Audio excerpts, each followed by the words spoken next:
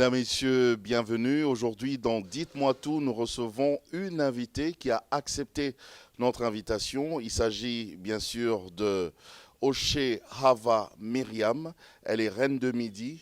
Elle est sentinelle du royaume de Yahvé Elohim. Elle est dans le judaïsme messianique révélé. Elle est aussi du mouvement sioniste. Elle est mariée, elle est mariée à un apôtre judéo-chrétien du nom de Awanga Gad Benaya. Voilà. Elle est monarque du royaume messianique Shama. Elle est hébreu bantou. Que des titres. Elle est chargée de mission pour le retour des Afro-descendants. Elle est aussi visionnaire d'un projet agroalimentaire, Kingdom et Merkama, voilà, implanté dans 22 pays africains et 354 stations. Avec elle, nous allons parler justement de la formation ou de la réforme sacerdotale pour le salut de l'Afrique par la RDC. Oshe Hava Myriam, Shalom Shabbat, bonjour. Shalom Shabbat, bonjour. J'ai dit Shalom Shabbat parce que je vous ai présenté, vous êtes juive. Je vous ai présenté aussi en tant que reine de Midi. Qu'est-ce qu'on peut comprendre par reine de Midi ? Merci beaucoup, chers journalistes, et merci. Je salue tout le monde qui nous suit à l'instant. La reine des Midis, c'est une prophétie biblique de la renaissance du royaume des Midis. Ça, c'est la traduction gréco-romaine. Mais dans la traduction juive, c'est la Shabbat ou royaume des Saba, ou royaume des Séba. Ça dépend de plusieurs. Comment les gens ont appelé ça l'autre fois. Donc, c'était un royaume qui était très puissant et qui a connu des décadences et qui était morte. Et donc là, il faut renaître ça. Alors, dans le livre de Luc chapitre 11, verset 31, le dernier prophète hébraïque, qui est Yeshua HaMashiach, il a parlé de ça, qu'après son départ, la reine des Midis s'élèvera et elle ordonnancera des choses. Donc voilà un peu ce que c'est la reine des Midis. Grosso modo, donc vous êtes la reine de Midi. Vous êtes aussi chargée de mission pour le retour des Afro-descendants. Qui sont les Afro-descendants ? Les Afro-descendants sont des personnes qui sont d'origine africaine, mais qui sont nées dans d'autres continents, tels que les Noirs américains, le Noir indien, le Noir japonais, le Noir arabe, donc tous les Noirs qui sont nés dans d'autres cieux, parce que rappelez-vous qu'il y a plus de 4400 ans, que le noir se sont dispersés à travers le monde, et la Bible en parle justement des dispersés. À cause de l'esclavage ? Non, c'était d'abord la migration, ensuite il y a eu la déportation, et après l'esclavagisme il n'y a que 400 ans. Donc ceux qui sont partis du bassin du Congo, dans l'Afrique subsaharienne, c'était l'esclavagisme. Et donc, selon la prophétie et la révélation que nous avons reçue du Créateur suprême, donc tous ces peuples doivent retourner chez eux pour rebâtir l'Afrique, parce qu'ils sont un peu comme l'âme de l'Afrique, et nous, qui sommes restés ici, nous sommes comme la chair. Et donc, l'esprit du Créateur ne pourra descendre sur nous que si l'âme et le corps s'est connectés.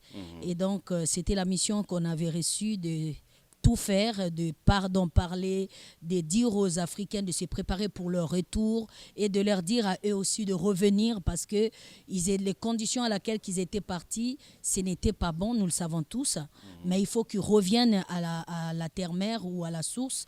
C'est pour ça ils sont venus finalement, je crois que vous avez vu les images. Ils sont venus en 2021, comme l'Esprit l'avait prédit par notre vie, et on les a rapatriés jusqu'ici.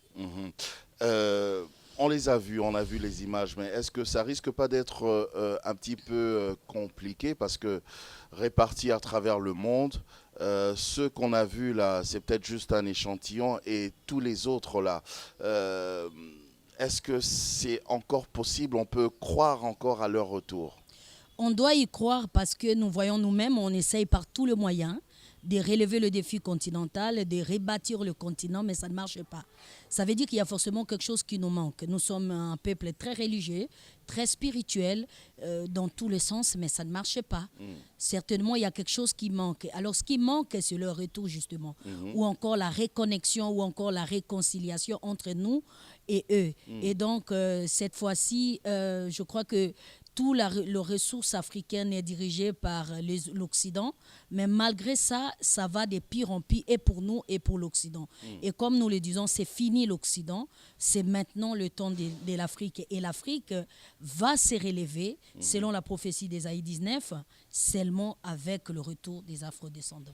Est-ce que ces afrodescendants eux-mêmes sont conscients d'appartenir à l'Afrique? Oui, oui, oui, ils ont fait un travail colossal. Parce qu'ils sont nés ailleurs. Oui, oui, ils ont fait un travail colossal. Donc ils ont une autre culture. Exactement, mais vous savez que si surtout les Noirs américains, si vous suivez les documentaires, les films Wakanda qui vient à peine de sortir, ils ont toujours envie de retourner depuis les premiers jours qu'ils sont partis. Et même dans le film qui va sortir bientôt, Comeback in Home, Comeback in Africa, qui va sortir bientôt, qui sont en train de produire, même dans le film que nous avons regardé, Un prince à New York. Donc ils ont toujours fait comprendre à l'humanité qu'on veut rentrer chez nous. Mais le peuple issu du bassin du Congo, ceux qui sont du bassin du Congo, ils ont pris une trentaine d'années pour faire les investigations et faire des tests génétiques pour savoir qui vient d'où, qui vient de quel pays, Donc, il y a un nombre de 400 et quelques personnes, des familles, ils savent déjà que moi, je viens du Congo-Brazzaville, de Rwanda, des Bukavu et tout ça. Et donc, le problème... Certains acteurs de cinéma, d'ailleurs, exactement, les acteurs. Voilà, commencent à retrouver leurs racines. Exact, parce qu'ils ont fait déjà des tests génétiques et ils sont dans un mouvement qui se sont tous réunis avec des plateformes différentes.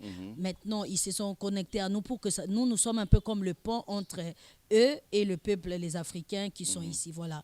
Mais ils savent vraiment qu'ils doivent rentrer chez eux, et surtout ceux qui sont croyants de la prophétie biblique, ils appellent d'ailleurs les États-Unis la Grande Babylone. Pour eux, Babylone doit rester et doit tomber, nous on rentre chez nous. À la terre promise. À la terre promise, exact. Vous êtes aussi juive bantou. Ça existe, ça? Hébreu bantou, oui. Hébreu bantou, oui. Oui, ça existe. D'ailleurs, vous-même, vous êtes des hébreux bantous. Je suis hébreu bantou. Oui, oui. Ok. Tous les bassins du Congo sont des hébreux. Je crois que dans la prochaine émission, on fera mieux de mettre des images de la cartographie de 1400 à 1800 qui étaient les habitants de ces territoires. Et si nous remontons l'histoire dans l'Antiquité, on va dans le Moyen-Âge, selon les informations bibliques, nous sommes des Chémètes. Les Chémètes, c'est-à-dire le peuple de Chem ou de Sem, et les autres sont des Kamites ou le peuple de Cham. Donc, les deux peuples-là sont les habitants de ces continents. Okay. Et donc, là-bas, là où nous sommes partis, nos ancêtres sont partis vers le Moyen-Orient, c'était juste une migration. D'ailleurs, la Bible en parle. Et donc, aujourd'hui, nous voulons juste seulement qu'on reconnaisse notre véritable identité et que nous proclamons à tous qui nous sommes véritablement en chair et véritablement en esprit. Est-ce que les autres Hébreux reconnaissent aussi l'existence des Hébreux bantous? Oui, ceux-là ne sont pas des Hébreux déjà. Okay. Si vous parlez des Ashkénazes, c'est-à-dire ceux qui prétendent être juifs et qui ne le sont pas. Parce Je parle de ceux-là. Oui, ils sont ni juifs ni hébreux. Du fait que ça soit ils sont déjà des blancs, c'est les descendants des Yapheth. La Bible en parle clairement. Et eux-mêmes, ils s'appellent des Yapheth, des Ashkénazes. Ashkénazes, c'est le descendant des Yapheth. Parce que les Juifs ne sont pas blancs. Non. Toute la Bible, ils ne sont pas des blancs. Tous les sémites ne sont pas des blancs. Aucun sémite est blanc. D'abord, Yehuda ou Juda, qu'on a traduit après, c'est le quatrième fils de Léa. Il n'a jamais été blanc. N'est-ce pas? Et si tu regardes l'histoire des Ashkénazes, tous, ils viennent d'où? Espagne, Allemagne, France. Leur histoire est là. Ils sont en train de parler de leur histoire parce qu'ils sont des Israéliens. Ils ne sont pas des Israélites. C'est-à-dire c'est des gens qui ont cru à ce que nous sommes et ils se sont appris, ils ont accaparé la chose parce que nous-mêmes, nos ancêtres de l'autre fois, ils ont tellement fait des choses que Yahweh n'a pas aimé, il les a rejetées, voilà pourquoi ils se sont accaparés de la chose. Mais aujourd'hui, il est temps de reprendre le commande et de reprendre la place qu'on nous a voulu. Jésus était noir? Yeshua est noir. Yeshua est noir. Complètement noir. Salomon? Noir. Jacob? Noir, tout le monde. Ok. Tu peux commencer depuis Seb, mais tu peux commencer depuis Adam jusqu'à Paul. Depuis Adam. Depuis Adam jusqu'à Paul. Oh là là là. Jusqu'à Yohanan, c'est-à-dire l'Apocalypse, c'est de noir. Le jour qu'on aura le temps, On je crois va en dans la parler. conférence, on va détailler avec des versets bibliques à l'appui pour qu'on sache qu'ils sont de noirs. Ok. Alors parlons-en un peu de cette formation, de cette réforme sacerdotale pour le salut de l'Afrique. Vous avez dit ça doit passer par la RDC. Expliquez-nous. La RDC est au cœur de l'Afrique, n'est-ce pas? L'Afrique ou le continent mère, parce que déjà le mot Afrique, ce n'est pas nous qui se sont fait appeler comme ça. Nous, dans la Bible, on nous appelle le pays des Cam. Ok. Et eux-mêmes, les Égyptiens, qui sont la première civilisation planétaire, on appelait ces continents Kamat. Donc, Kamat, parce que c'est la terre-mère. Ok. Donc, la terre qui nous a donné la vie. Ok. Voilà ce que ça veut dire, Kamat. Et donc, du coup, Kamat, qu'on appelle aujourd'hui l'Afrique, son cœur se trouve où? C'est en RDC. Alors, pour nous, les Hébreux ou les Juifs, nous référons toujours selon ce qui a été dit avant. Même si je reçois une nouvelle vision, une nouvelle révélation doit concorder avec ce qui est passé avant. Ok. Avant, il y a eu le prophète Isaïa ou Ésaïe, dans Ésaïe 19, où il explique comment la terre Kama va entrer dans la misère et comment on va sortir de la misère. Donc ça, il explique qu'au cœur de Kama ou au cœur de l'Égypte, parce que le code biblique sur l'Afrique et le noir, c'est Éthiopie, Égypte, Édom, Couche, c'est un peu le mélange de tout ça, parce que c'était des pays qu'on repérait à l'époque. Et donc, il dit que c'est au cœur qu'on bâtira l'autel et on invoquera le nom de Yahweh, Tsavaote, ou encore Sabaote pour aider les autres à comprendre, ou carrément en français, éternel Dieu des armées, Ok. au cœur. Ça, c'est le prophète Ésaïe, le plus grand réformateur de la foi hébraïque ou encore de la civilisation judaïque. Alors, quand lui dit quelque chose, c'est tellement cohérent pour nous. Quand il explique, il dit qu'un C'est très peuple... clair, C'est d'ailleurs. très clair. Il explique que dans Ésaïe 9, il dit, là où se trouvent aujourd'hui des problèmes, là où il y a aujourd'hui les ténèbres, les ténèbres ne régnera pas toujours. Alors, dans ces territoires-là, là où il y a aujourd'hui des pleurs, il y a aujourd'hui les larmes et autres, un enfant sera né, un fils nous sera accordé. Et on l'appellera admirable machin. Ça indique tout de suite... Il l'avait dit déjà à l'époque. Déjà, ça indique tout de suite l'Afrique. Et Yeshua qui dit, là où sera le corps, là se rassemblent les aigles.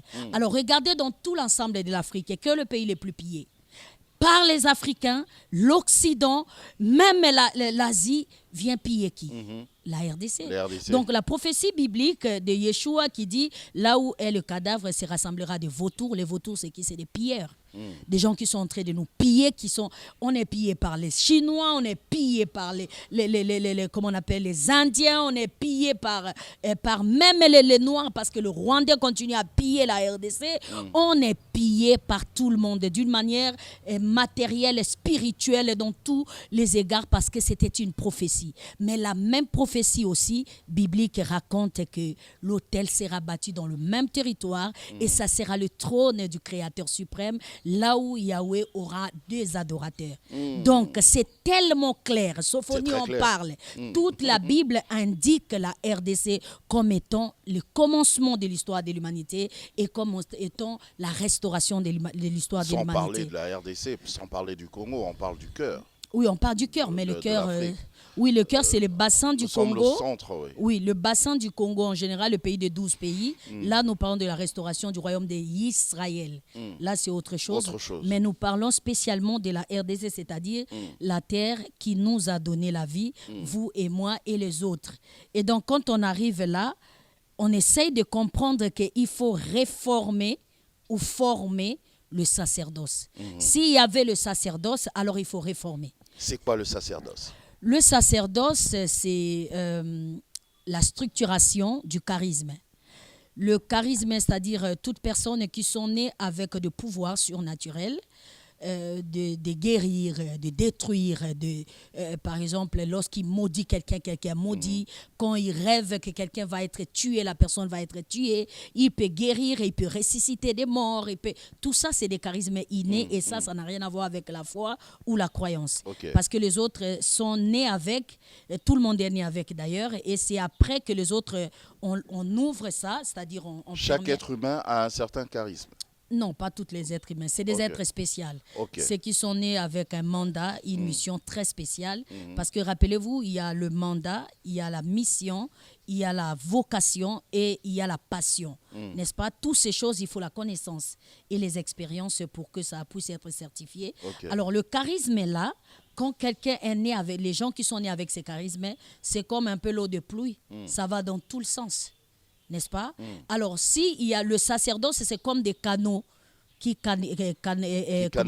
canalisent l'eau pour qu'il n'y ait pas des érosions, pour que ça ne déborde pas. C'est un peu comme ça. Parce que l'eau, il faut la canaliser. Hein. Obligé. Sinon c'est le désastre. Ah oui, c'est ce que nous voyons d'ailleurs dans l'Afrique. Alors, le sacerdoce, c'est ça. Parce que c'est dans le sacerdoce que on essaye de dire ne fais pas ça, ne dis pas comme ça, ne parle pas de cette manière. Et il faut reconnaître les aînés qui ont été là avant vous. Et il faut attendre votre tour. Et il faut, etc., etc. Je peux beau avoir le savoir, la révélation. Donc c'est une sorte d'éducation ou d'administration? Administration. Ok. C'est l'administration, c'est-à-dire c'est une administration qui éduque des personnes charismatiques, les gens qui sont nés avec des pouvoirs surnaturels. Ok. Où on doit mettre chacun dans sa juridiction. Exact, chacun dans sa juridiction. Par exemple, ceux qui sont des visionnaires, les gens qui voient des visions, ils ont une ordre et des classes. Dans cet ordre-là, ils sont tous des visionnaires, mais il y a des classes. Qui est dans quelle classe, qui est en première, deuxième, troisième, etc. Ceux qui voient, ceux qui, etc., etc. Mais est-ce que, oui, ce système, est-ce que ça n'existe pas déjà? Non, il n'y en a pas. Ce sacerdoce-là. Il n'y en a pas parce que si on avait... Enfin, ça, les gens diraient qu'il y en a. Vous parlez de réforme. Exactement. Moi, je dis qu'il n'y en a pas parce que s'il y en avait, là, nous parlons des réformes. S'il y a des gens qui viendraient me dire que non, on a eu des sacerdoces. Je ne parle pas de sacerdoce gréco-romaine. Gréco-romaine, le catholicisme, ça n'a rien à voir avec nous. Ça vient de l'Occident. Tout ce qui est occidental ne vient pas de chez nous. Si nous acceptons que le Créateur a parlé qu'avec le pape, avec les gens là-bas, c'est eux qui doivent nous diriger, ça ne marchera pas. N'est-ce pas? Ça, c'est pour eux. Donc, même si vous êtes là-bas, vous êtes prêtre, vous êtes ski, quoi que vous soyez là-bas, c'est juste une école que vous apprenez, mais vous ne pouvez jamais voir un pape noir. Ça n'arrivera jamais. Pourquoi? Parce que c'est pour eux. C'est ce qui est logique. C'est la logique des choses. Alors, nous aussi, le Créateur nous a créés, il travaille avec nous. Donc, s'il veut communiquer avec nous, il mettra des gens il a mis aussi des charismes. Alors, dire qu'il y avait il y a le sacerdoce ici, je ne pense pas. Parce que s'il y avait le sacerdoce, on ne sentira pas cet étouffement des pesanteurs du ciel qui pèsent sur les gens et dont tout le monde se plaint, tout le monde est malheureux, les pays. D'ailleurs, les conséquences, nous voyons comment ça se passe dans le pays. Ceux qui sont très spirituels, d'ailleurs, ils le sentent. Exact. Mais ça n'a rien à voir même avec la spiritualité. En tout cas, tout le monde sait qu'au Congo, à partir de 10 heures, la tête devient lourde, j'ai envie de dormir, je sens comme l'étouffement, on prie beaucoup, il n'y a pas d'exaucement, on gêne, on fait, mais il n'y a rien parce que... Justement, c'est ça ma question, mais pourquoi on jeûne, on prie beaucoup d'ailleurs ici en RDC. Pourquoi cette pesanteur? Pourquoi cette lourdeur? Pourquoi? C'est comme si les choses ne bougeaient même pas. Qu'est-ce qui se passe? Ce qui se passe, tonton Jaco, il y a la différence entre le spiritisme et le spirituel. Expliquez-nous ça. Le spirituel, quand tu vois, nous voyons esprit et rituel. Ça, c'est le spirituel. Alors, le spirituel, il y en a deux. Il y a le spirituel mystique ou invisible. D'accord? Mystique, c'est-à-dire ce qui vient de mystère et ce qui est caché. Et il y a le spirituel, des rituels de tous les jours. Le matin, quand je me réveille, je lave le visage, je brosse les dents. Ça, c'est un rituel qu'on fait tous les matins. N'est-ce pas? À midi, je dois manger parce qu'il faut que je travaille, sinon je vais être fatigué. Ça, c'est des rituels. Et donc, le spirituel produit la dispensation dans chaque époque, dans chaque période. Ça produit aussi la civilisation, le savoir-faire, savoir-vivre, savoir-être, savoir-parler. Ça, c'est le monde spirituel. Et du coup, là où il y a la spiritualité, on le constate dans le pays. Il y a des belles routes, des belles maisons, les enfants sont très bien éduqués, les gens respectent des aînés, c'est-à-dire il y a l'harmonie, les gens ont envie de venir et même les étrangers veulent toujours venir. Tu remarqueras en RDC, tous les gens veulent aller tourner leurs clips à Dubaï, ils veulent se marier à Dubaï, mais parce qu'ils n'ont pas l'esprit, ils devaient avoir honte. Maintenant, ils vont même à Dar es Salaam. Voilà. Chez les autres, ils étaient rien, ils se sont lités, ils sont arrivés là. C'est une spiritualité qui a été donnée par un homme qui s'appelle Mohamed et que les gens de son contrée, de sa génération, de son époque, ont adopté. Et voilà, ils ont avancé, ils sont arrivés là où ils sont. Et aujourd'hui, là-bas, il y a le côté administratif, c'est-à-dire politique, qui est dirigé d'ailleurs par qui ? Par leur sacerdoce, là où il y a des imams, il y a ceci, cela. Mais non, le spiritisme... Par contre, c'est lorsque on fait nourrir des esprits. J'ai pris, je gêne, je fais ça, je nourris quoi ? Mon esprit. Et mon esprit est dominé par un esprit supérieur qui est dans le pays. Et le résultat, on le voit. Donc, plus les gens prient, plus les choses vont mal. Pourquoi ? Parce que ce n'est pas la spiritualité, c'est plutôt le spiritisme. Et le spiritisme, c'est normalement dans le monde spiritisme, ça nourrit les esprits inférieurs. Et c'est pour ça, tu vois, notre nation, notre patrie est inférieure à d'autres nations, bien que nous sommes minièrement très riches, bien que nous sommes hydrocarburement très riches, mais malheureusement, on est malheureux, on est pauvre, indigent. Pourquoi ? Parce que c'est le spiritisme qu'on fait, c'est pas le spirituel. Et ça nourrit les esprits de destruction, les esprits de la haine, les esprits de vengeance, les esprits de la violence. On viole les femmes, on tue les gens par la sorcellerie. On veut pratiquer de magie surnaturelle pour prouver à l'autre que je suis supérieur à toi, je suis plus puissant que toi. On fait tomber les gens. Mais pendant qu'on fait tout ça, le pays va de pire en pire mal. Parce que c'est le spiritisme. C'est le spiritisme. Est-ce qu'on peut comprendre que le spiritisme influence plutôt le mal, le négatif, oui, le côté négatif. Donc, tout c'est l'esprit, mais pour le jeu de mots, on essaye de distinguer que le spiritisme, c'est ce qui influence le négatif. Que ça soit nocturne ou journalière. Et dans tout ça, nous voyons, les résultats sont là. Oshé Hava, j'ai une préoccupation. Ce n'était pas prévu ici, mais je la pose quand même parce que je sens que nous sommes en train d'analyser justement le prophétique. Jésus nous a dit, le maître, Yeshua, c'est ça. Exact. Il nous a dit, vous êtes la lumière du monde et le sel de la terre. Donc en tant que lumière, on doit briller. Exact. Et là où il y a la lumière, les ténèbres n'existent plus. Pourquoi, avec tous ces chrétiens que nous sommes, avec, je vais dire, toute cette lumière que nous sommes, c'est comme s'il y a toujours cette pesanteur, ça n'évolue pas. Qu'est-ce qui se passe ? Dans la même Bible, Yeshua dit, si la lumière qui est en vous est le ténèbre, combien plus forte raison sera votre ténèbres. Donc, quelqu'un peut croire qu'il est la lumière, mais il est dans les ténèbres. Il est dans les ténèbres. Parce qu'il a dit, vous êtes une ville placée sur la montagne. N'est-ce pas? Voilà. Ça ne peut se cacher, tout le monde doit le voir. Voilà. On le voit quoi? Nos caractères, nos comportements et les produits de ce que nous sommes, la manière dont nous sommes en train de transmettre. Alors, est-ce qu'il y a réellement de croyants de Yeshua au Congo? Je crois que Est-ce qu'il y a la majorité des croyants de Yeshua? Moi, je vous dis non. Parce que c'est pour ça j'ai l'habitude de dire... Tous ces croyants? Non, ce ne sont pas des croyants. Expliquez-nous. Ce sont pas des... Même si on veut parler de christianisme. Le mot Christ vient du grec Christos, c'est-à-dire être oint pour faire des exploits. Être oint de l'amour de ta patrie. Être oint de l'amour de ta nation. C'est ça le mot Christ. Alors, chrétien vient de Christ. Le tout premier chrétien qui sont des Occidentaux, puisqu'ils ont aimé l'Occident, c'est-à-dire le continent, qu'est-ce qu'ils ont fait? Ils sont allés à travers le monde, imposer leur civilisation, imposer leur langue. D'ailleurs, là, nous parlons à leur langue, imposer leur spiritualité et piller les autres pour remplir chez eux. Et ils ont bâti des monarchies hors pair. C'est ça la chrétienté. Est-ce qu'on peut dire qu'il y a des chrétiens ici? Non. Combien de chrétiens partent en Europe venir construire l'Afrique? Tous les chrétiens de l'Afrique ou de la RDC veulent quitter la RDC pour aller vivre en Europe. Vos présidents, vos gouvernements et tout, dès qu'ils arrivent dans une position, ils veulent acheter une maison, un appartement en Europe. Est-ce qu'ils sont chrétiens? Non. Les chrétiens viennent prendre chez les autres pour construire chez eux. C'est ça la philosophie ou l'esprit christique. Et moi, j'aime cet esprit.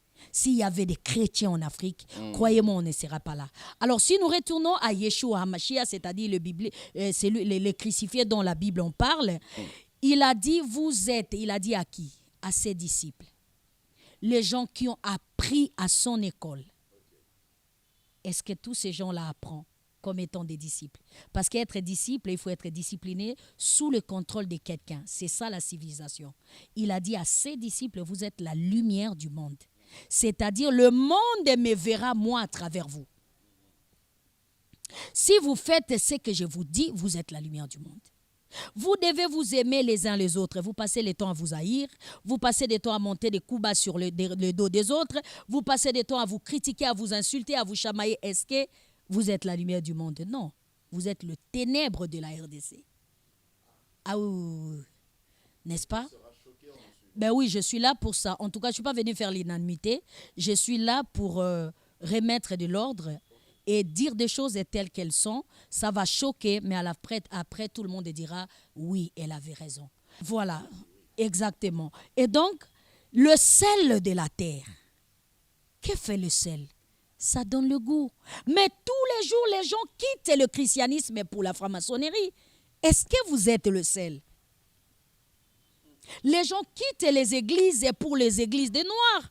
Les gens quittent les églises pour toucher à la magie, à la sorcellerie, à toutes ces choses. Les gens vont à gauche, à droite pour chercher des solutions. Est-ce que vous êtes vraiment le sel de la terre? C'est pour ça que j'ai dit qu'il faut qu'on fasse une analyse. Est-ce que c'est la Bible traduite et que vous lisez qui a un problème? Est-ce que c'est Jésus-Christ le nom le plus invoqué dans la RDC qui est le problème? Qui a dit n'importe quoi? C'est juste un imposteur, un menteur qui est venu mentir aux gens pour que les gens l'acceptent? Est-ce que c'est des prédicateurs qui est en train de vous créer un système illusoire, le vendeur d'illusions, qui vous aliène dans une aliénation hors pair? Ou encore c'est vous qui ne pratiquez pas ce que vous lisez? Où se trouve le problème? C'est ça, il faut que chacun de nous se pose des questions. Parce que moi, je pourrais donner mon analyse. On essaie d'analyser, oui. L'autre dira non, ce n'est pas ça. Moi, je pense, à mon avis, pour dire que le crucifié, c'est lui qui est écrit dans la Bible, est un menteur, essayons d'abord de faire ce qu'il a dit. Alors, à la fin, on dira que c'est un menteur. Combien d'entre nous essayent d'être la lumière de ce monde? Combien d'entre nous essayent de vivre comme il veut? Le dernier livre de la Bible qui est l'Apocalypse, c'est 5, versets 9 à 10. Il a racheté les hommes de toute tribu, de toute langue. Il a fait d'eux un royaume et non une église. Le problème est déjà là. Okay. Il a fait d'eux un royaume. Or, dans le royaume, il y a le roi, il y a la reine première et d'autres reines. Il y a des prostituées, il y a des concubines, il y a le prince, il y a des princes et des princesses, et il y a des principes du royaume qu'il faut tenir à la rigueur. Il y a l'armée royale, il y a des protégés du royaume, il y a ceci, il y a cela. Ça, c'est un royaume. Il faut d'abord connaître le royaume terrestre pour comprendre le royaume éternel. Est-ce que les gens qui prétendent dire que nous sommes le peuple du royaume, est-ce qu'ils connaissent ce que c'est le royaume? Parce que le mot église ou ecclésia qui vient des Grecs, ça veut dire un rassemblement des païens, là où les gens se rencontrent pour discuter des choses qui ne tiennent pas de ça. C'est l'origine du mot église, n'est-ce pas? Alors, quand on dit qu'il a fait de vous un royaume et des sacrificateurs. Est-ce que vous êtes des sacrificateurs? Parce que qui dit sacrificateur, c'est des gens qui font des sacrifices. Est-ce que vous êtes dans des sacrifices? Parce qu'il est question, la question est d'être un royaume et des sacrificateurs afin de régner sur la terre. Maintenant, si vous ne voulez pas apprendre les principes du royaume, vous ne voulez pas vénérer le roi, adorer le roi. Non, le roi est devenu juste votre garçon de course. Tu sais, Yeshua, je veux que tu me bénis. Yeshua, je veux que tu changes ma vie. Yeshua, j'étais à la montagne, Mangégé, j'ai pleuré. Il n'y a que des ordres. Je veux. Mais tu donnes quoi? Il y a des droits et des devoirs. Si tu ne fais pas ton devoir, ne réclame pas de droits. Tu es sacrificateur, donc. Fais des sacrifices. Présente des sacrifices. Okay. Où sont des sacrifices? Et on dit, l'ensemble de tout, il a dit, je veux que vous soyez un. Comme mon père et moi, nous sommes un. Mais vous avez 10 000 plateformes, 50 000 églises. Dans une ruelle, il y en a 5, 10 000, 20 000 églises. Le Congo va de pire en pire. Donc, c'est l'erreur, l'esprit de l'erreur ou encore l'esprit de la fausseté. Quelqu'un dit quand... C'est des gens qui nourrissent la fausseté. Dans ce cas, Yeshua est qui? C'est pour ça que j'ai l'habitude de dire à des gens qui croient au Nouveau Testament. Le Nouveau Testament, il y a centre de gravité où la personne centrale, c'est Yeshua HaMashiach. Le crucifié, l'enseveli, le ressuscité le troisième jour, le vainqueur de Golgotha, le propriétaire de la vision, le chef de la moisson. C'est lui. Maintenant, apôtre Paul, apôtre Pierre, ils sont des serviteurs de Yeshua à leur époque, à leur temps, selon le peuple de ces temps-là. Est-ce qu'aujourd'hui, Yeshua est mort? Il est vivant. Si réellement il est vivant, alors il travaille avec ceux qui sont là. Où est le testament de tous les apôtres d'aujourd'hui? Pourquoi je dois seulement croire à la révélation de Paul? Je ne peux pas croire à la révélation de tonton Jaco. Donc Yeshua n'était que dans Paul, il n'est pas en vous. C'est là où est le problème. Vous êtes disciples de qui? De Yeshua ou de Paul? Mais nous sommes tous disciples de Yeshua. Alors si c'est Yeshua votre maître, il y a deux sources de connaissances. Il y a la révélation et l'écriture. En ce qui concerne l'écriture, il y a eu déjà la traduction qui a été mal traduite. En ce qui concerne l'écriture, il y a eu, les rajouts et des choses qu'on a enlevées par des Grecs et des Romains pour dominer le monde. Donc l'écriture n'est pas trop fiable. D'accord? L'écriture n'est pas vraiment fiable. Alors, qu'est-ce qu'il nous faut donc? Parce qu'avec la traduction et tout ça, qu'est-ce qu'il il y a nous toujours faut? Des rajouts ou et des choses qu'on a enlevées pour essayer de faire comprendre des choses. Il y a aussi des choses qu'ils ont mis. C'est pour ça, quand vous lisez la Bible avec un esprit intellectuel, c'est-à-dire avec l'esprit de l'intelligence, vous allez remarquer qu'il y a trop des incohérences, trop de confusions dans une même histoire. Et donc, du coup, il faudra, la seule chose la plus fiable, c'est de croire en Yeshua vivant, qu'il peut encore parler, il peut encore se révéler. Mais c'est ce que nous faisons déjà, non, au Hava? Moi, je ne crois pas, parce que si on le faisait, on ne serait pas là où on est. Alors, qu'est-ce qu'on doit faire, je vais dire concrètement, en tant que Congolais? Qu'est-ce que le Congo doit faire? Voilà, ça c'est une bonne chose. Le Congo doit d'abord, le Congolais... Ça va pas, il y a vraiment une pesanteur. Voilà, quand on va arriver là, les leaders charismatiques du christianisme, des églises de Noirs, de l'islam, de je ne sais pas quoi, tous les leaders charismatiques venant de toutes les religions confondues. Quand je parle des religions, je parle des mystiques, du monde invisible, d'accord? Qui se mettent ensemble dans l'écuménisme, retourner à ce qu'on appelle en français la convention. Qu'est-ce que Mohamed a dit qui a des intérêts du Congo? S'il n'y en a pas là-bas. Qu'est-ce que Simon Kimbangu a dit qui concerne le Congo? S'il y en a, on prend ce qui n'a pas dit là-bas. Qu'est-ce que Yeshua a dit en ce qui concerne le Congo? Les croyants de Yeshua doivent présenter sur la table. S'il n'y en a pas là-bas, c'est-à-dire on met ce qu'on appelle le tout en un. Quand on le fera comme ça, que le grec appelle le kyménisme, spirituellement déjà, ça va briser cette glace qui nous empêche de traverser et que l'extérieur entre, c'est-à-dire le céleste entre. Mais si tout ce que ceux-là ont dit, Simon Kimbangu, Mohamed, Yeshua, si tout ce qu'ils ont dit là ces idées-là ne convergent pas. Mais c'est ce On que fait je dis. comment? Si ça ne converge pas là-bas, nous voulons converger dans la connivence. Ce qui concerne le Congo et l'Afrique. Qu'est-ce que la Bible parle à propos de l'Afrique pour le Congo? C'est ça la convention, c'est-à-dire qu'on s'asseye. D'abord, nous, le croyons de la Bible, venez, asseyons-nous, mettons un point d'accord, nous allons aller dans le... C'est que je pense ici, on avait fait ça, ils ont appelé ça quoi? Conférence nationale souveraine, n'est-ce pas? Conférence nationale souveraine, mais ça, c'était tout le monde. Non, mais tu n'écoutes pas. Conférence nationale. Il faut que toute la nation soit là pour que nous devenions des souverains. Est-ce que ça a été fait vraiment? C'était vraiment la conférence nationale souveraine? Ou bien c'était juste un mot qu'on a prêté et à la fin, ça produit quoi? Parce que la conférence nationale souveraine, ça doit nous produire la souveraineté. Est-ce que la nation est souveraine? Non, on dépend toujours. D'ailleurs, dans cette même conférence nationale souveraine, il y avait trop de querelles. Hein. Voilà, parce qu'on n'est pas encore mature. Et je pense que le prophète Simon Kimbangu a déclaré dans ses propos, il a dit, l'homme noir prendra longtemps pour atteindre la maturité. N'est-ce pas? Mais si je pense que longtemps, ça fait 100 ans déjà. Donc 100 ans, c'est beaucoup. On devait quand même atteindre la maturité. Alors 2-3 personnes qui sont arrivées à la maturité, mettons-nous ensemble, allons à cette convention-là, discutons les intérêts patriotiques, les intérêts nationaux. Vous n'allez pas vous rendre compte depuis des décennies. On va en discuter avec qui? Avec ceux qui ont atteint la maturité, c'est-à-dire des personnes spirituelles d'abord. Je parle d'abord de la spiritualité parce que le grand problème du Congo, c'est la spiritualité.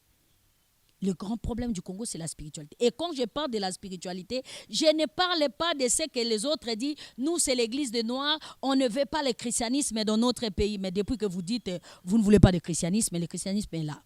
Le chrétien aussi dit non, nous ne voulons pas des églises de Noirs dans cette nation, c'est eux qui détruisent le Congo. Mais depuis que vous dites, ils sont toujours là. N'est-ce pas? Donc, il faut qu'on comprenne la biodiversité. On comprend que le Créateur suprême nous a imposé, les autres doivent être dans la foi monothéiste, les autres athéistes, et les autres naturistes, et les autres polythéistes, et ainsi de suite. C'est sa volonté. Il veut que ça soit ainsi. Les autres sont noirs, blancs, rouges, jaunes, ainsi de suite. Et donc, chaque fois qu'on ne comprend pas, qu'on a tous les sangs rouges, on a tous, quand on meurt, on devient tous des mêmes squelettes, ça veut dire qu'on n'a pas encore compris le mystère de la vie. Vous n'avez pas cité les catholiques, les protestants, les orthodoxes, vous les avez pas cités? Non, je les cite. Et ils sont pas concernés par ce qui concerne la... Ils sont des nations, des nations, mais ils ne peuvent pas nous diriger. On ne peut pas accepter parce qu'eux, ils dépendent de la Rome. Et nous disons à haute voix, c'est fini l'Occident. Tout ce qui vient de l'Occident ne peut pas diriger le Congo, ni l'Afrique. Donc ils ont eu leur temps. Un peu l'idée de l'église des Noirs. Je ne sais pas. Comme je viens de vous dire, je ne fais pas l'unanimité parce que quand je parle, quelqu'un dira qu'il est d'accord avec moi, mais après il va dire dans ça, je ne suis pas d'accord. Parce que je suis un peu comme le global de tout. Au milieu du village. Voilà, je suis un peu comme le carrefour. Je prends le tout pour que tout le monde comprenne que tôt ou tard, vous allez tous vous retrouver dans un rond-point. C'est comme le soleil, il apparaît pour tout le monde. Il éclaire tout le monde, n'est-ce pas? Mais la lune éclaire juste des personnes qui sont dehors. Ceux qui sont à l'intérieur ne sont pas éclairés. Alors du coup, dire que je rejoins les églises de Noirs, non. Plutôt, les églises de Noirs, ils ont leur responsabilité qu'ils ignorent parce qu'ils passent leur temps à critiquer le catholicisme alors que le catholicisme avance. Quand je dis les évêques catholiques ne peuvent pas diriger le Congo, qu'est-ce que j'essaie de dire par là? Parce qu'ils dépendent de Rome. Okay. Ils ne peuvent pas, parce qu'avant qu'eux parlent, il faut que Rome les valide. Avant qu'ils parlent, il faut qu'on leur donne l'accord. Ce qui est logique pour leur foi. Ce qui est logique pour leur croyance, c'est parce que à chacun sa croyance, comme je viens de dire, la biodiversité. Mais pour les décisions nationales, nous voulons des hommes et des femmes qui sont de cette nation, de cette patrie et qui sont en relation avec l'auteur des vies. Ok. En d'autres termes, est-ce qu'on peut comprendre que vous venez responsabiliser les enfants de cette nation? Exactement. C'est un très bon mot, la responsabilité. Ok. Parce que chacun de nous doit devenir mature. Dans la maturité, on est responsable. Qu'est-ce que j'ai fait? Qu'est-ce que nous avons fait? Donc on n'est pas encore mature. Non. Sinon, pourquoi on n'est pas mature? On sera choqué là en vous suivant. Mais on n'est pas mature, papa. Si on était mature, une personne mature n'accuse pas l'autre. Si ça ne va pas dans cette maison, c'est toi. C'est comme Adam quand il est immature. Adam, dans son immaturité, dit, écoute, Yahweh, c'est pas de ma faute. Hein. C'est la femme que tu as mis à mes côtés, n'est-ce pas? Donc, celui qui est immature cherche toujours des boucs émissaires. Une personne mature sait que si tout va bien, c'est moi. Si ça ne va pas, c'est encore moi. Donc, qu'est-ce que je dois faire? Est-ce que j'ai bien communiqué les choses? Est-ce que j'ai la stratégie? Est-ce que je suis intelligente? Qu'est-ce que je dois faire pour que les gens comprennent? Tu vois, ça, c'est la maturité. Okay. On prend tout sur nous, on assume et on avance. On essaie d'entraîner les autres dans la bonne direction. Ça, c'est la maturité. Mais celui qui passe son temps à incriminer l'autre. Ah non, c'est l'église kimbanguiste qui détruit l'Afrique. Ah non, c'est les églises des réveils. Ah non, il n'y a que ça. Or, le Congo a une grande responsabilité pour le salut de l'Afrique. Et si le Congo comprend ces choses, elle va se mettre à faire son devoir pour qu'elle fasse sa part pour influencer les autres. N'est-ce pas? Et chaque fois que le Congolais, les hommes spirituels du Congo disent « Ah non, nous, on veut bien, mais il y a la franc-maçonnerie. » Moi, ça me fait rire. Il est franc-maçon, n'est-ce pas? Franc-maçon, ça veut dire c'est un maçon. D'ailleurs, leur symbole, c'est l'équerre et le compas, n'est-ce pas? Le compas, oui. Donc, ce sont des maçons. Moi, je suis architecte. Moi, je suis croyant de l'architecte. C'est-à-dire, le maçon fonctionne... Mais eux aussi, ils croient, ils appellent d'ailleurs le grand architecte. Oui, mais ils disent qu'ils sont des maçons. N'est-ce pas? Ils disent clairement qu'eux, ils sont des maçons. Des maçons. Moi, celui à qui j'ai cru, le grand architecte, a fait de moi architecte. Donc, le maçon bâtira selon le plan que je donne. Nous sommes en RDC, le peuple, la population la plus peuplée, la plus nombreuse, sont censés être des fils et des filles de l'architecte. Donc, ça devait être des architectes. Les chrétiens sont le peuple le plus nombreux. Et nous savons que la majorité prime. Donc, si le Congo va mal, c'est la faute des chrétiens. Et non des francs-maçons. Et non des églises de Noirs. Et non des musulmans. Parce que... Mais vous les avez cités tous, là. Non, je répète bien, j'ai dit si le Congo va mal. Quand je responsabilise les gens, j'ai dit chacun doit avoir sa responsabilité. Okay. Chacun doit connaître bien sa vocation et ce qu'il est censé donner. La responsabilité du Congo, c'est les chrétiens. Non. J'ai dit si le Congo va mal, c'est la faute des chrétiens. Ok. Pourquoi? Parce qu'ils sont le plus nombreux. 2, parce qu'ils disent que Jésus-Christ est le roi des rois. Donc, eux, ils sont censés être des princes et des princesses. Donc, c'est eux qui devaient diriger. Enfin, ils devaient être l'épouse du roi. Donc, ce sont eux qui devaient donner de l'ordre. 3e, ils disent que Jésus est le Seigneur des seigneurs. Si Jésus est le Seigneur des seigneurs, ça fait de quoi? Des barons et des baronnes. Donc, c'est eux qui devaient faire avancer les choses. 4e, ils prétendent tous, ils sont des serviteurs des dieux. Quel Dieu, si tu les demandes, de quel Dieu il est question? De Dieu créateur du ciel et la terre. Tous se disent, et Dieu m'a dit, Dieu m'a parlé, Dieu m'a dit, Dieu m'a dit, Dieu m'a dit, d'accord? Mais si le Dieu qui a créé le ciel et la terre, ou le Dieu suprême, ou le Dieu tout-puissant, comme ils prétendent tous, si c'est lui leur chef, alors les choses devaient avancer. C'est là où nous voyons l'imposture et l'imposteur. C'est pour ça que nous disons la réforme sacerdotale. Il faut que le chrétien se remette en question, se responsabilise. Et quand je parle des chrétiens, je ne parle pas des petits peuples qui vont tous les jours dans les églises, non. Je parle des prédicateurs chrétiens. Surtout les grandes étoiles qui brillent sur le ciel congolais. C'est à eux que j'indexe. Parce que si le Créateur a permis que ton nom soit renommé dans un pays, que ton nom soit connu, que tu rassembles des milliers de personnes, ça veut dire que le Créateur travaille par toi. Mais il y a la part du Créateur et ta part. Ta part, c'est de conduire le peuple vers le Créateur en les apprenant de bonnes valeurs qu'eux, ils vont influencer les autres. Ta part, c'est d'éclairer justement ta nation en apportant de bonnes choses à ta nation. Maintenant, quand on regarde tous ces gens-là, en tout cas, c'est le contraire. C'est le contraire. C'est pour ça que nous venons leur dire, retournez à la réforme. Retourner à la réforme sacerdotale, c'est très important. Alors, puisque nous tendons vers la fin, j'aimerais justement qu'on parle un petit peu de ce congrès prophétique et aussi du recrutement des pasteurs pour l'agriculture, parce que vous êtes chargé également aussi de ce projet agroalimentaire, et aussi parler de la repentance nationale. Merci justement. beaucoup. Je commencerai par la repentance nationale. Comme je l'ai dit, que le problème du Congo, c'est les chrétiens. Alors je lance un défi au monde entier et je lance le défi à tous ces pasteurs.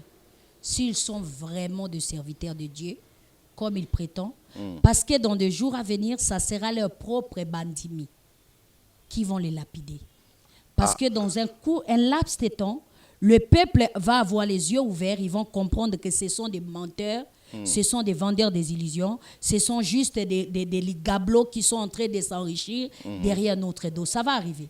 Alors, si ceux qui se disent qui sont réellement des serviteurs de Dieu, qui sont vraiment des envoyés du Créateur suprême, qui se mettent ensemble et qui reconduisent la nation à la repentance nationale. Comme Daniel a fait, comme Jonas a fait.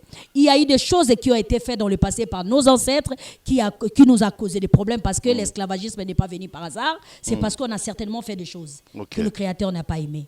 Alors, deuxièmement, jusqu'ici, rien ne va. Ça veut dire que le cœur des créateurs n'est pas content de nous. Ceux qui sont vraiment des serviteurs de Dieu, mettez-vous ensemble. Aujourd'hui, l'auteur des vies nous a fait grâce.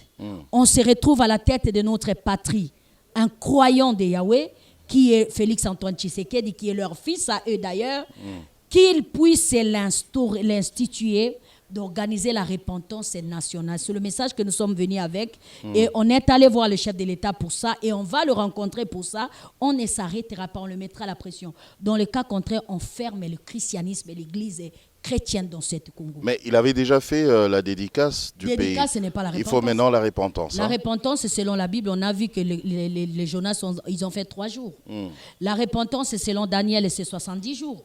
Parce que c'était les péchés des ancêtres, le péché de nos dirigeants, de nos prophètes, c'est 70 jours. Donc la Bible nous présente tout ça.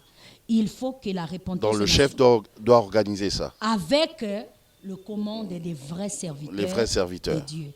Alors, c'est ça le message que nous apportons, que ceux qui sont vrais se mettent ensemble, parce que ce n'est pas tout le monde qui se dira, oui, d'accord, qui se mettent ensemble, que le chef de l'État puisse les accompagner pour que la repentance soit faite dans l'ensemble du pays, ici et à l'extérieur, là où se trouvent tous les Congolais, c'est-à-dire la nation en général, pour que la repentance soit faite. Alors, en ce qui concerne le congrès prophétique, c'est au milieu de tout ça que nous, ça c'est notre responsabilité, c'est de faire asseoir le corps prophétique national ou les croyants de la prophétie. Ceux qui se disent prophètes ou ceux qui croient à la prophétie, on est en train de préparer le congrès. Si le Créateur ne change pas son plan avec nous, parce qu'il reste souverain, il fait ce qu'il veut, comme il veut, quand il veut. Le plan, s'il ne change pas, ça devait être en mars, là où nous allons faire ce congrès prophétique pour justement sonder les Écritures, pour comprendre nous sommes à quel temps. Il est quelle heure au Congo? Est-ce que c'est le temps prophétique? Parce que nous savons tous, la nation congolaise est une nation prophétique. Maintenant, dans quelle ère prophétique que nous sommes? Est-ce que c'est le temps messianique, ou encore c'est le temps qu'on doit attendre que ça arrivera dans l'avenir? Et si c'est le temps messianique, où sont des acteurs messianique. Et donc, c'est la raison pour laquelle c'est à travers ce congrès là. C'est à travers le congrès qu'on va décider. On va réfléchir tout ça, ensemble, oui. Voilà, avec tout le monde.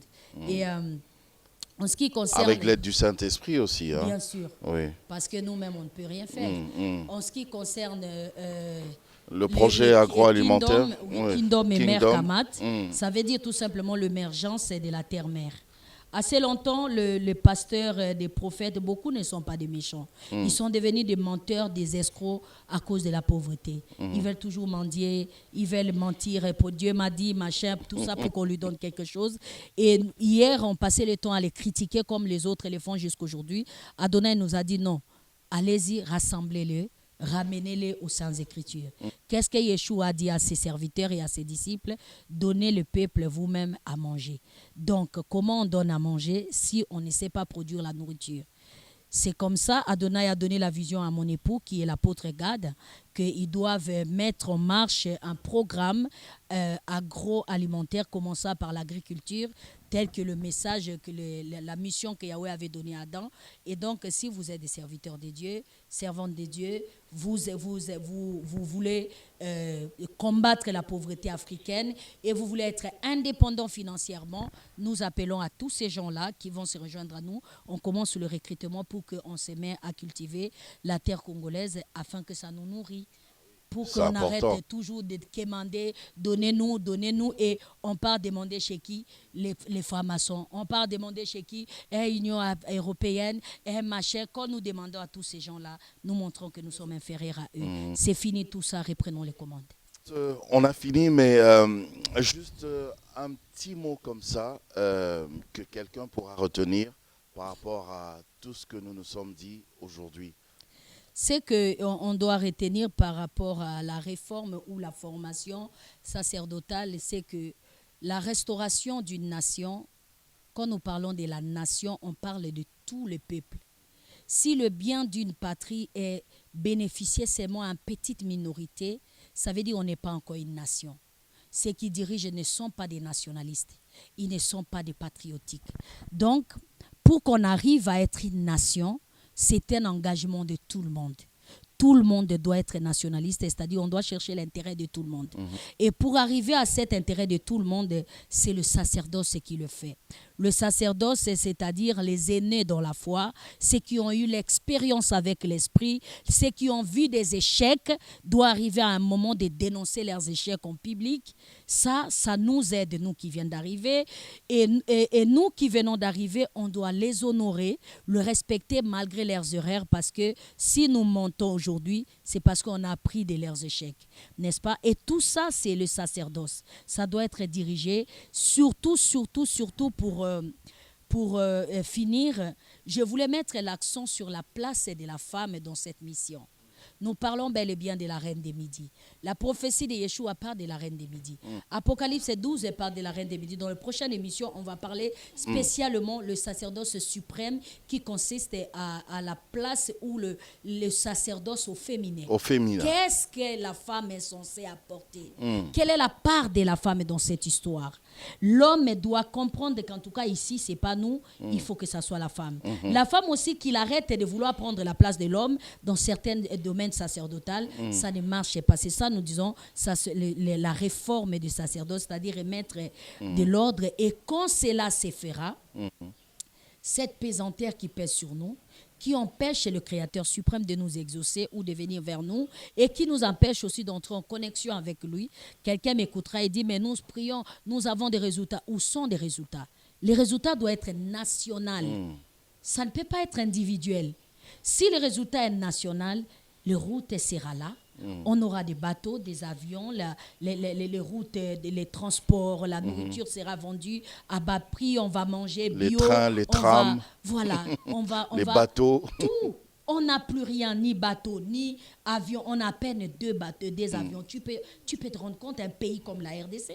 C'est-à-dire, il y a un problème, il y a une pesanteur là. Pour que ça soit brisé, il faut le sacerdoce.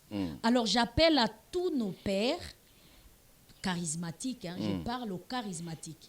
Ceux qui ont du charisme venant du Créateur, je les appelle de se joindre à nous pour qu'ensemble, nous, leurs enfants, et eux, nos pères et nos mères, nous puissions mettre la machine en marche. parce qu'il y a un problème, un conflit de génération. Voilà, conflit de génération ou crise de leadership. De leadership. Parce qu'ils ont peur de nous, ils pensent qu'on veut prendre leur place. Non, ils devaient être fiers. Parce qu'ils ont prié en disant, Yahweh, si t'es des enfants, si t'es des générations, c'était leur prière. Et si Yahweh a donné naissance et par eux, nous sommes ce que nous sommes, nous voulons qu'ils nous acceptent. Et je parle aussi à ma génération, je pense que partout là où je passe, j'incite des gens à se diminuer, à faire comprendre que s'ils n'étaient pas là, avec leurs horaires, on ne serait pas là. Donc voilà ce que je pourrais dire.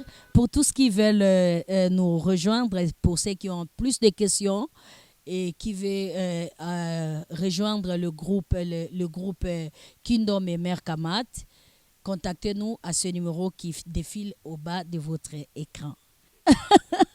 Merci beaucoup, tonton Jaco, et vous êtes une bénédiction pour nous. J'espère que j'ai tout dit pour aujourd'hui, parce que notre émission est Dis-moi tout. Ce qui était utile, c'est que le chef de l'État puisse prêter l'oreille à ce que nous disons, parce qu'il n'est pas seulement le chef de l'État congolais, il est aussi le président de l'Union africaine.